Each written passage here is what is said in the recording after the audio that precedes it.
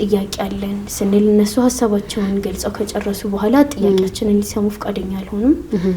ስለዚህ እኛ ጥያቄ አለን እያልን እነሱ ጥሰው ወጡ ማለት ነው። ሚዲያ ላይ ኒቃብ ለጊዜያዊነት ተፈቅዷል ተብሎ የተወራበት አጋጣሚ ነውና ያለው ልክ ሚዲያ ላይ እንደተባለው እንደተወራው ኒቃብና ሂጃባችሁ ኒቃባችሁ ለጊዜያዊነት ተፈቅዶላችሁ ነው የተመለሳችሁት ወይስ መፍትሄ ሳታገኙ ነው የተመለሳችሁት?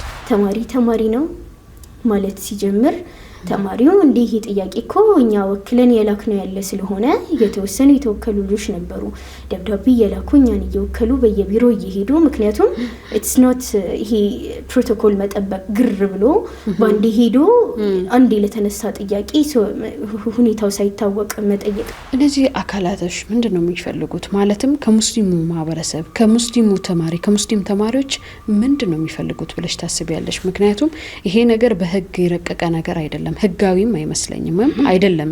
ምክንያቱም ሁለቴ ሶስቴ ካንዴም ሁለቴ ሶስቴ እየተሻረ ነው ያለው አይደለ? እነዚህ ሰዎች ችግራቸው ከሂጃብ ጋር ነው ወይንስ ከሙስሊሙ ማህበረሰብ ጋር ነው ወይንስ ከእስልምና ጋር ነው ችግራቸው ብለሽ ታስቢያለሽ? ስለዚህ ፌደራሎች በዛ ሰዓት ያንን ሪቫኒንግ ባይንደር ያዙ ልጆችን እያመሳሰለ ከፎቶ ጋር ከሰልፍ ላይ ከፍተሻ ላይ እየለቀመ ወሰደ ማለት ነው እስር ቤት።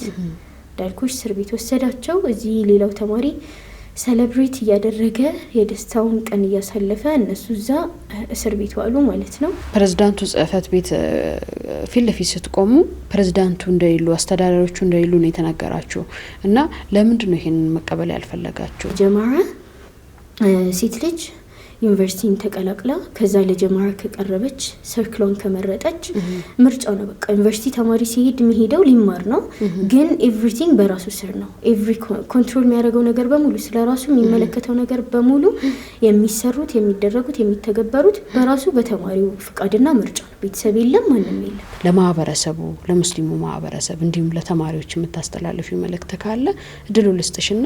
ሙስሊም አይደለም ታስሮ ሞቶም አያቆምም እንደዚህ አይነት ነገር